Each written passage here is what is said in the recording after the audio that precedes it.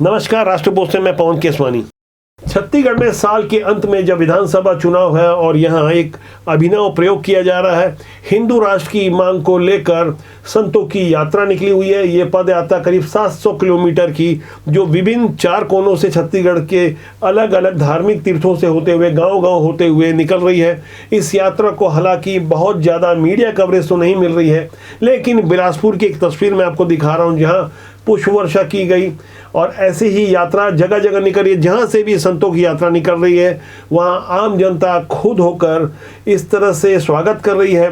इसका सीधा असर छत्तीसगढ़ में आने वाले विधानसभा चुनाव में देखने को मिल सकता है, क्योंकि यह मुद्दा लोगों से जुड़ा हुआ है, बेहद संवेदनशील विषय है। हिंदू राष्ट्र के अलावा अन्य 7 मुद्दे हैं जिसे लेकर यह यात्रा विश्व हिंदू परिषद द्वारा निकाली गई। वीप के प्रदेश के कार्यकारी अध्यक्ष राधेश्याम वर्मा ने इस यात्रा को लेकर अपनी बातें मीडिया से साझा की थी। तब उन्होंने प्रेस कॉन्फ्रेंस के दौरान स्पष्ट किया था कि हिंदू राष्ट्र के अलावा धर्मांतरण, लौ जिहाद जैसे तमाम मुद्दे हैं जिसे छत्तीसगढ़ की जनता तक संतों के माध्यम से हम गांव-गांव तक लेकर जाएंगे।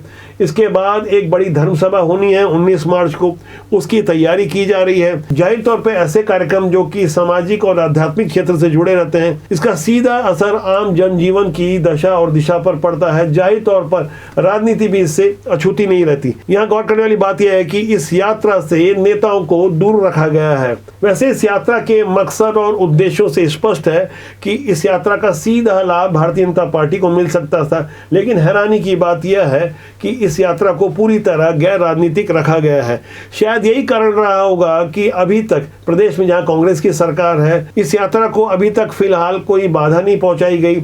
हालांकि इस तरह के जब मुद्दे होते हैं जहां हिंदू राष्ट्र जैसा विषय जुड़ा रहता है, तो जाहिर तौर पर एक खास विचारधारा इसका विरोध करती है। लेकिन छत्तीसगढ़ में जिस तरह के हालात हैं, विषय बेहद संवेदनशील है और हिंदू राष्ट्र जहां आम लोगों से जुड़ा हुआ विषय है, लोगों की आस्था है, लोगों का विश्वास है, लोग खुद होकर जहां स्वागत कर रहे हैं, स्वस्फूर्त लोग घरों से निकलकर पुष्प वर्षा कर रहे हैं, तो ऐसे में जाहिर तौर पर प्रशासन और सिस्टम में बैठे हुए लोग इस यात्रा को लेकर बेहद संजीदा होंगे। आपको याद होगा कि अक्टूबर 2021 में जब धर्मनगरी कवर्धा में भगवा ध्वज का अपमान हुआ था, वहां स्थानीय प्रशासन ने जिस तरह की हड़बड़ी दिखाई और जिस तरह से लाठीचार्ज किया और 90 से ज़्यादा हिंदूवादियों को जेल में बंद कर दिया, एफआईआर दर्ज की गई, उसके बाद कर्फ्यू तक लगाना पड़ा। ऐसे हालात में जाहिर तौर पर लोग एकजुट हुए, खासकर हिंदूवादी एकता वहां मजबूत हुई। इसका असर प्रशासन के ऊपर उल्टा हुआ। उस पुरानी वाली घटना से शायद सबक लेकर फिलहाल हिंदू राष्ट्र के मुद्दे पर शासन की ओर से कोई रोक टोक नहीं की जा रही है। इस यात्रा में शामिल संत जन जो देश के विभिन्न कोनों से आए हैं, वे अलग अलग मठों से हैं। इस बारे में संत महात्मा अपनी राय कुछ इस तरह से रखते हैं। यदि ये हिंदू राष्ट्र हिंदू प्रथम दर्जे का नागरिक घोषित नहीं होगा तो हिंदू कहाँ सुरक्षित होगा। इसलिए हिंदुओं को हम जगाने के लिए सब संत महात्मा निकले हैं।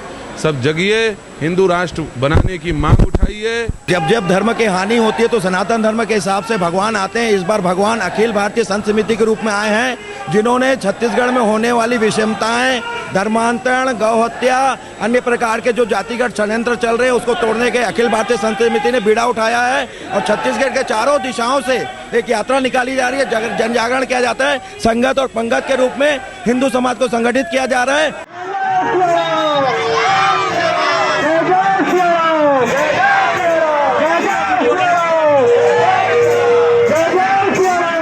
संतों की पदयात्रा के दौरान छुआछूत और भेदभाव के विरुद्ध शपथ दिलवाई जा रही है। साथ ही घर वापसी के लिए लोगों को संकल्प दिलवाया जा रहा है। साक्षी मानकर संकल्प करता हूँ कि आज से किसी प्रकार का भी भेदभाव नहीं करूँगा। मेरे मोहल्ले में, मेरे गांव में कोई विधर्मी मतांतरण करने आएगा उसे नहीं करने दूंगा। जो ईसाई बन गए हैं, मुसलमान बन गए हैं, उनको फिर से हिंदू बनाऊंगा। पिछले दिनों छत्तीसगढ़ की राजधानी रायपुर में बागेश्वर धाम के पंडित धीरेन्द्र कृष्ण शास्त्री की जो सभा हुई थी, कार्यक्रम हुआ था, उन्होंने अपने उद्बोधन के दौरान एक नहीं अनेक बार हिंदू राष्ट्र के विषय पर अपनी बात रखी और फिलहाल वो देश भर में हिंदू राष्ट्र का झंडा उठाने वाले युवा संत कहला रहे हैं और अब सोशल मीडिया में भी हिंदू राष्ट्र का मुद्दा ट्रेंड कर रहा है। जाहिर तौर पर इसका असर देश की राजनीति पर भी पड़ेगा। फिलहाल इस साल के अंत तक 6 राज्यों के चुनाव होने हैं और अगले साल अप्रैल के आसपास लोकसभा के चुनाव भी होने हैं।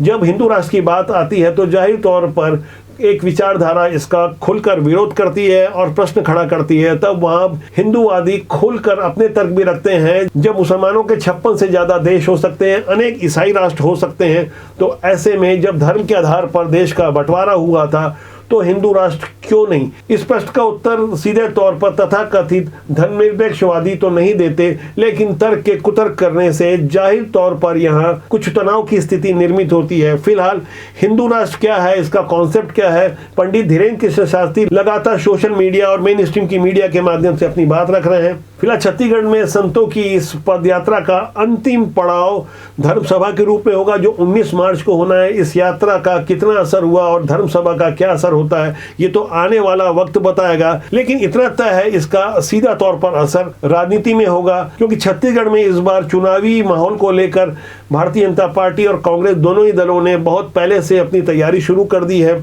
फिलहाल भारतीय जनता पार्टी 15 मार्च को पीएम आवास के मुद्दे पर एक बड़ा प्रदर्शन करने जा रही है। भाजपा का यह कार्यक्रम ऐसे समय में हो रहा है जब कांग्रेस के कुछ बड़े नेता अपनी सरकार के विरुद्ध लगातार बयानबाजी कर रहे हैं। फिलहाल कांग्रेस के प्रदेश अध्यक्ष मोहन मरकाम के एक बयान और उनके व्यवहार की यहाँ खासी चर्चा हो रही, जो उन्होंने विधानसभा के भीतर खड़े होकर अपनी सरकार को घेरने के मूड में जिस तरह से जानकारी मांगी, वहां उन्होंने भरी विधानसभा में जिस तरह का व्यवहार किया, उससे राजनीति पंडित भी अचंभित हैं। उपाध्यक्ष महोदय, मैं वही तो जानना चाह रहा हूँ। आरएस निर्माण एजेंसी है, भवन बनाती है, ये करके लगभग 7 करोड़ से अधिक राशि वो सप्लाई का काम, मतलब आरएस कब से सप्लाई का भी काम करने लग गई है? मैं वही तो जानना चाहता हूँ कि कब से भाई आपके सरकार में सब संभव है, मतलब कब से सप्लाई का काम कर रही है? निर्माण एजेंसी आरएस है, वहां तक तो ठीक है, मगर वो सप्लाई का भी काम मतलब आरएस भी करने लगी, मैं वही जानना चाहता हूँ। देश के किसी भी प्रदेश में जहां खासकर विधानसभा चुनाव हो, उनके चंद महीना पहले बेहद फूक फूक कर कदम रखे जाते हैं और जब सरकार से जुड़े हुए जिम्मेदार नेता ही अपनी ही सरकार को कटघरे में खड़ा करने की कोशिश करें, तब वहां जाहिर तौर पर एक बड़ा सा प्रश्न चिन्ह खड़ा होता है कि आखिर आने वाले समय में माहौल कैसा खड़ा होगा। बजट के कुछ दिनों पहले एक 17 फरवरी की एक तस्वीर मैं आपको दिखा रहा हूं, जब सरकार के कद्दावर मंत्री टीएस सिंहदेव ने अपनी सरकार के सामने पहले की तरह प्रश्न खड़ा किया था। वहाँ उन्होंने बजट के पहले कुछ मांगे रखी थी, कुछ मांगे पूरी कर ली गई, लेकिन कुछ बड़ी मांगों को लेकर उन्होंने जो प्रश्न खड़ा किया, इसका सीधा असर आने वाले दिनों की राजनीति में पड़ सकता है। घोषणा पत्र कांग्रेस पार्टी ने बनाया था, उसका क्रियान्वयन कांग्रेस की सरकार को करना है। कई बिंदुओं पे क्रियान्वयन हुआ है, कई बिंदुओं पे काम होना बाकी है। युवाओं का बेरोजगारी पेंशन है, ये अभी मिलना बाकी है। जो हमारी सामाजिक सुरक्षा पेंशन नागरिक पाते हैं, उनका पेंशन बढ़ना बाकी है।